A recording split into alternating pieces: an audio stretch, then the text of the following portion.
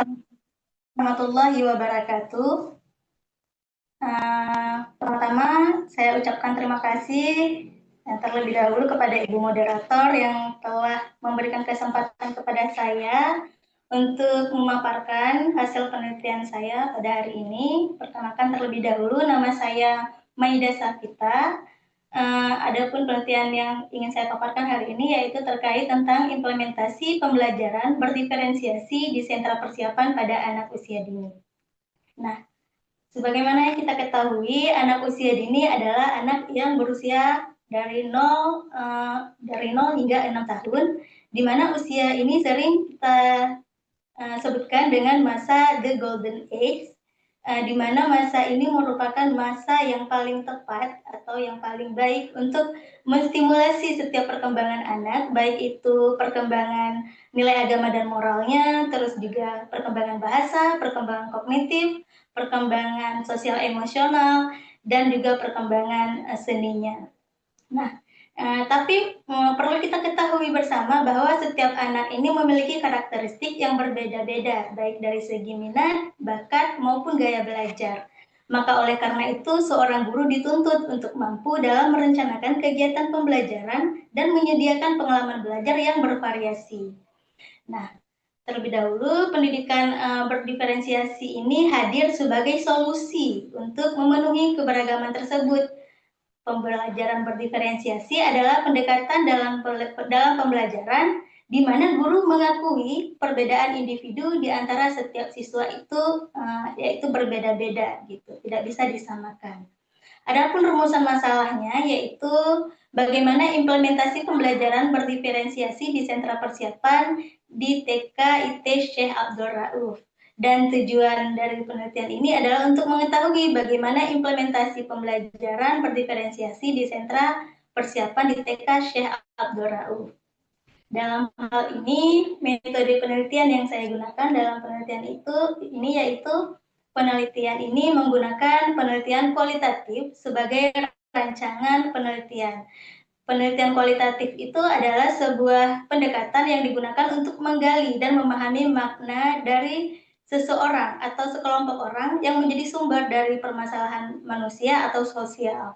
Proses penelitian ini melibatkan pertanyaan-pertanyaan dan prosedur yang muncul dalam data yang dikumpulkan dari lingkungan subjek penelitian itu tersendiri.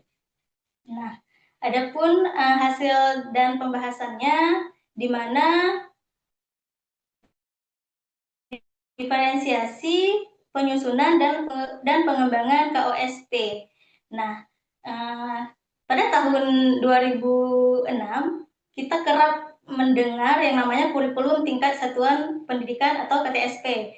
Nah, pada tahun 2013 itu dikenal dengan kurikulum K13, yaitu di mana tujuan dari kurikulum ini tersendiri membentuk siswa yang aktif, kreatif, inovatif, dan mampu menghadapi tantangan abad ke-21. Dan ini merupakan masa transisi dari KTSP itu tersendiri dari tahun 2006. Nah, kemudian masuklah pada tahun 2022, yaitu kita kerap mengenal dengan namanya kurikulum merdeka, yaitu kurikulum operasional satuan pendidikan atau KOSP itu tersendiri.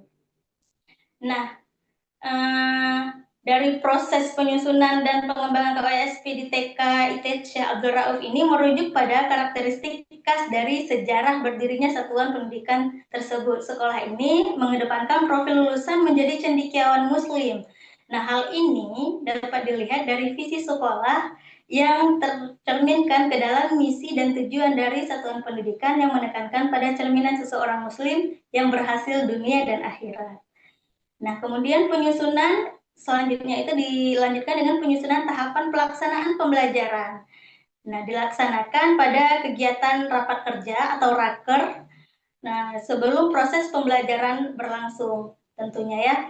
Pada saat kegiatan yaitu menyusun, terutama itu disusun terlebih dahulu topik atau tema yang akan dipilih gitu selama proses pembelajaran nanti. Terus juga merumuskan tujuan dari pembelajaran itu tersendiri gitu. Kemudian juga capaian pembelajarannya ditentukan. Nah, kemudian mengalokasikan waktu pembelajaran serta merancang modul ajarnya. Nah, dalam hal ini, pendekatan pembelajaran yang digunakan adalah kombinasi pendekatan pembelajaran berbasis proyek dan pembelajaran berdiferensiasi.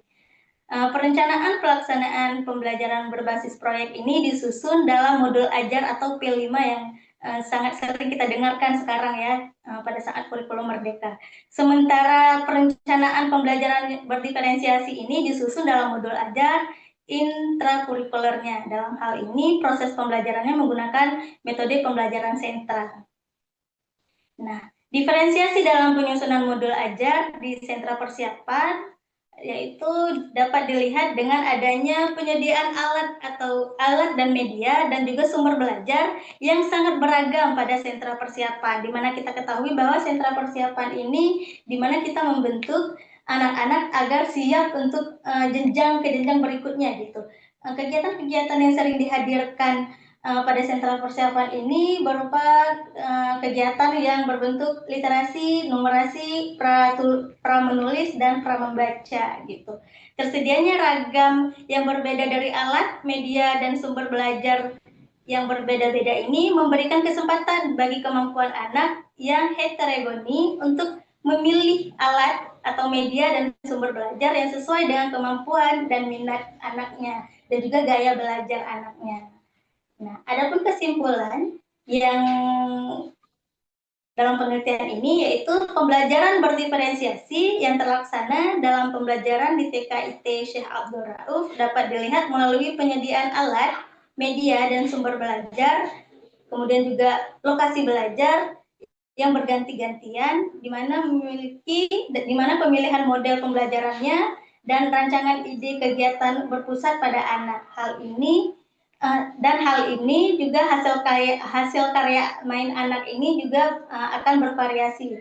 Tak lupa proses penilaian juga memastikan terjadinya diferensiasi dalam pemilihan instrumen penilaian. Sebagaimana kita ketahui ya, bahwa kemampuan anak yang berbeda-beda, jadi instrumen penilaiannya tersendiri tidak bisa kita samakan satu anak untuk semua anak. Jadi bisa itu penilaian yang diambil atau yang dipilih berupa hasil karya atau foto berseri dan yang lainnya. Nah, baik, mungkin sekian presentasi dari saya.